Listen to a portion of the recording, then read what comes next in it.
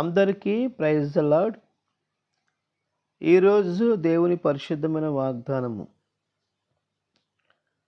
రేపటిని గూర్చి చింతింపకుడి.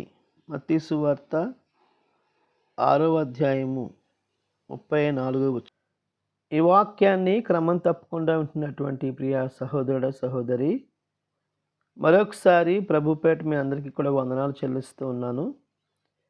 ఈ దినాన్న ప్రభు మనకు అనుగ్రహించినటువంటి వాగ్దానము, రేపటిని గూర్చి చింతింపకుడి అని ప్రభు మాట్లాడుతూ ఉన్నారు. మానవ జీవితంలో అనేకసార్లు మనకి చింత, ఆలోచనలు, భవిష్యత్తు విషయంలో మరి మన పరిస్థితులు ఎలా ఉంటాయి, మన యొక్క బిడ్డల యొక్క పరిస్థితులు ఏమిటి అనేటటువంటి ఆలోచనలు రాక మానవు. అయితే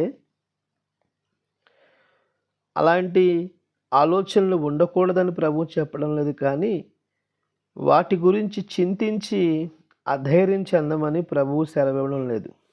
రేపేమి సంభవిస్తుందో మనకు తెలియదు. ఏనాటి కీడు ఆనాటికి చాలని ప్రభువు సెలవిస్తూ ఉన్నారు. అనేకసార్లు మనము చింతించడం ద్వారా, ఆలోచించడం ద్వారా మన జీవితాల్లో అనారోగ్యానికి మనము గురయ్యేవారిగా ఉంటామని దేవుని యొక్క వాక్యము సెలవిస్తూ ఉంది. కనుక మనకున్నటువంటి భారం గురించి, లేకపోతే మనకున్నటువంటి బాధ్యతల గురించి ప్రభు సన్నిధిలో ప్రార్థన చేసి ఆయనకి అప్పగించుకున్నట్లయితే తప్పనిసరిగా మనకున్నటువంటి ప్రతి పరిస్థితులను ఆయన మెరుగుపరచగలిగినటువంటి దేవుడని వాక్యము సెలవిస్తూ ఉంది. మనము వస్త్రం గురించైనా చింతించక్కర్లేదు, ఆహారం గురించైనా చింతించక్కర్లేదు, కానీ ప్రభువు వైపు చూస్తే ఆకాశ పక్షులను ప్రభువు పోషిస్తూ ఉన్నారు. అంతేకాదు, మనం చూసినప్పుడు గడ్డి పువ్వులను దేవుడు అలంకరించినట్లుగా దేవుని యొక్క వాక్యంలో మనం చూడవచ్చు. కనుక ప్రియ సహోదరుడ సహోదరి, నువ్వు ఏ విషయం గురించి చింతిస్తూ ఉన్నావో ఆ చింతను నీవు ప్రభువు మీద వేసినట్లయితే ప్రభువు నీ కొరకు చింతిస్తూ ఉన్నారు.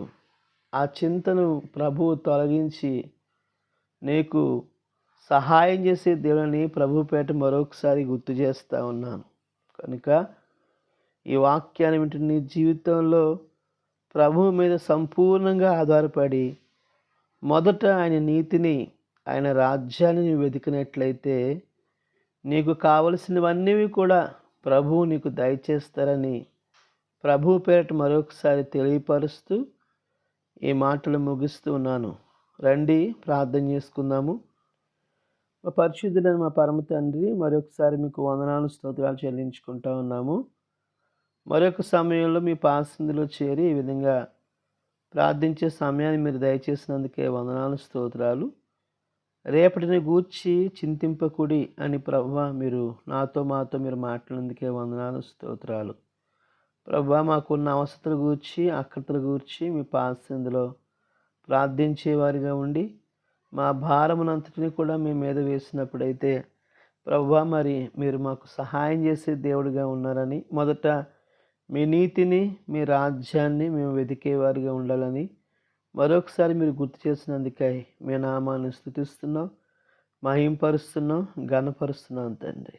ఈ వాక్యాన్ని వింటున్న ప్రతి కుటుంబాన్ని పేరు పేరుని దీవించండి. ప్రతి ఒక్కరిని మీరు ఆస్వాదించండి. వారికి ఉన్న అవసరతలు, అక్కర్తలన్నీ కూడా మీ నామములో తీర్చి మీ నామానికి మహిమ తెచ్చుకోమని ప్రార్థన చేస్తున్నాం.